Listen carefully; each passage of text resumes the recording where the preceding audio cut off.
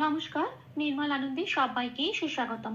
গুরুদেব প্রভু শ্রীকৃষ্ণ শ্রী রাধা মায়ের আশীর্বাদকে সারথি করে শ্রীমদ ভগবত গীতার প্রণাম মন্ত্র দিয়ে শুরু করছি আজকে গীতা পাঠ। শ্রীকৃষ্ণ হৃদয়ং গীতা সংসার মালনাশিনীম জ্ঞানম ভক্তি মুক্তি দাত্রীম গীতা দেবীম নমস্তুতে।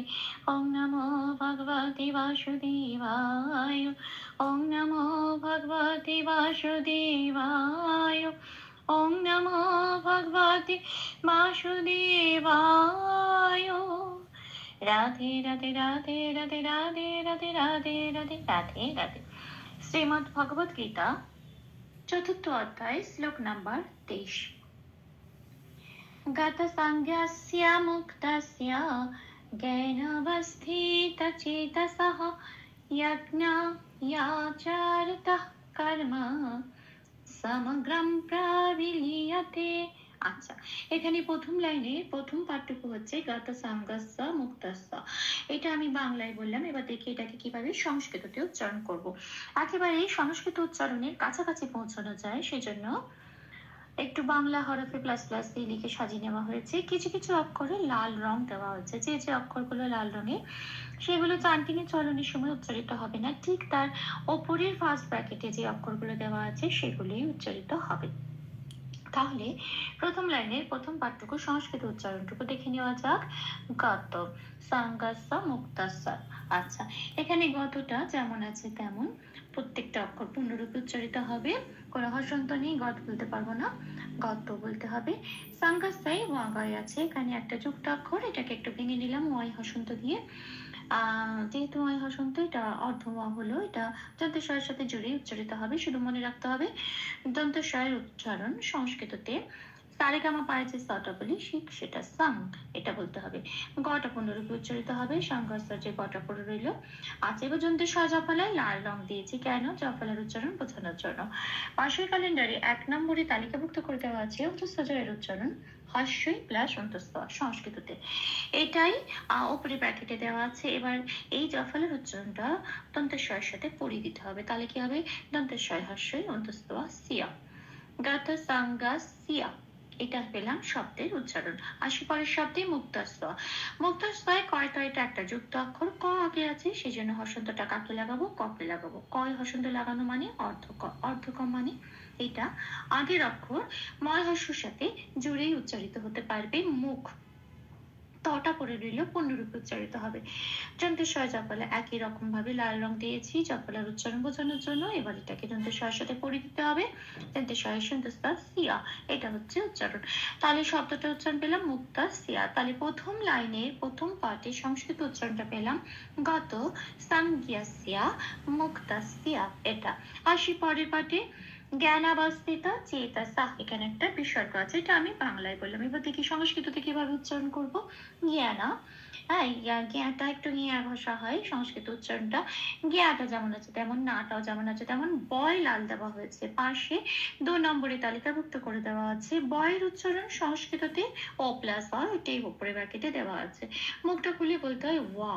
আচ্ছা, এবারে দন্তস্বয় হস্য, এটা একটা যুক্ত অক্ষর, দন্তস্ব আগে আছে হসন্ত লাগাবো, অর্ধস্ব বানাবো। আগের অক্ষর বয়ের সাথে জুড়ে উচ্চারিত হবে ওয়াস বলে, আর স্থিতা যেমন আছে তেমন পড়ে রইল। তটা পূর্ণরূপে উচ্চারিত হবে, পরের অক্ষর চে যেমন আছে তেমন তটা পূর্ণরূপে উচ্চারিত হবে। শয়ের পরে একটা বিসর্গ আছে, শব্দের শেষে বিসর্গ দেখতে হবে শব্দটা কোথায় আছে। শব্দটা পংক্তির শেষ শব্দ, যদি পংক্তির শেষ শব্দ হয় সেখানে যদি বিসর্গ থাকে তাহলে 5 নম্বরে তালিকাভুক্ত করে দেওয়া আছে, এটা পূর্ণ হ দিয়ে প্রতিস্থাপিত হয়ে যাবে। তাহলে দন্তস্বয়ের পরে হ মানে পূর্ণ হয় এটা। তাহলে কি হলো শব্দটার উচ্চারণ? জ্ঞানাবস্থিত চেতসঃ, এটা। আসি পরের লাইনে যজ্ঞায়াচরতঃ কর্ম, এটা। আচ্ছা, অন্তঃস্থ জয়ের উচ্চারণ এখানে অন্তঃস্থ-জয় লাল রং দেওয়া হয়েছে। ৮ নম্বরে তালিকাভুক্ত করে দেওয়া আছে সংস্কৃততে অন্তঃস্থ-জয়ের উচ্চারণ হস্যই প্লাস অন্তঃস্থ উপরে ব্র্যাকেটে, সেটাই দেওয়া আছে ইয়া বলে। গিয়া আকারটা যেমন আছে তেমন, এটা একটি ইয়া ভাষা হয়, ইয়া গিয়া।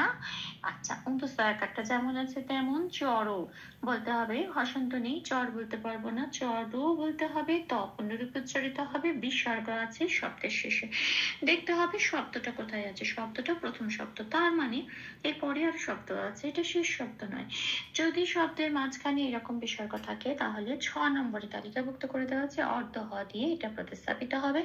অর্ধ হ দিয়ে প্রতিস্থাপিত হওয়ার পর শব্দটার উচ্চারণ পেলাম ইয়াকনিয়া, ইয়া চেয়ার তাহ। এটা এই যে তাহ বললাম, এখানে অর্ধ হটা উচ্চারিত হয়ে গেল। কর্ম আছে শেষ, মানে নেক্সট শব্দ। কর্মে ময় রেপ আছে ৩ নম্বরে তালিকাভুক্ত করে দেওয়া আছে।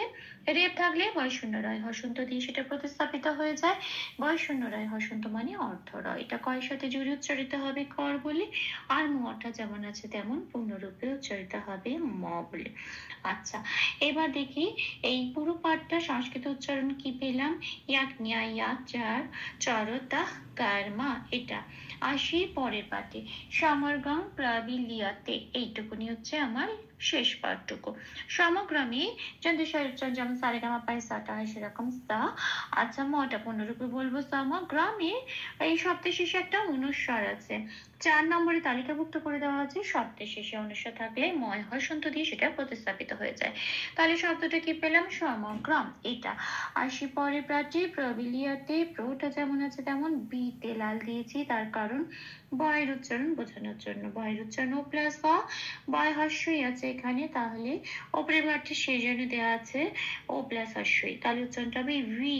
এটা লিটা যেমন আছে তেমন, অন্তঃস্থ যেমন আছে তেমন, টেটা যেমন আছে তেমন। তাহলে এই পুরো পাঠটা সংস্কৃত উচ্চারণ কি পেলাম, সামারগ্রাম প্রাবিলিয়াতে। এটা ভুল ত্রুটি ক্ষমা করে দেবেন, অনুশীলনের সুবিধার জন্য ৩ বার করে চান্ট করে দেওয়ার চেষ্টা করলাম। গত সাঙ্গাস্য মুক্তস্য জ্ঞানাবস্থিত চেতসঃ যজ্ঞায়াচরতঃ কর্ম সমগ্রম প্রাবিলিয়তে। গত সাঙ্গস্য মুক্তস্য জ্ঞানাবস্থিত চেতসঃ যজ্ঞায়াচরতঃ কর্ম সমগ্রম প্রাবিলিয়তে। গত সাঙ্গস্য মুক্তস্য জ্ঞানাবস্থিত চেতসঃ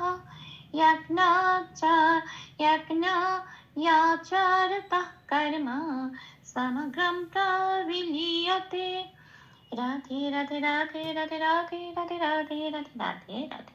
তপ্ত কাঞ্চন গৌরাঙ্গীম রাধে বৃন্দাবনেশ্বরী বৃষভানুসুতে দেবী তাং প্রণমামি হরি প্রিয়ে। প্রভু ও শ্রী রাধামায়ের কৃপা দৃষ্টি আমাদের সবার উপর বর্ষিত হোক। ধন্যবাদ। আপনাদের উৎসাহে আমার অনুপ্রেরণা, আমার সকল ভুল ত্রুটির ক্ষমা প্রার্থনা প্রভুর চরণে অর্পণ করলাম।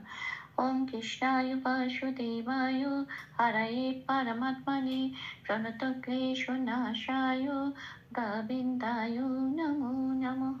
শ্রীকৃষ্ণার্পণমস্তু। জয় শ্রীকৃষ্ণ।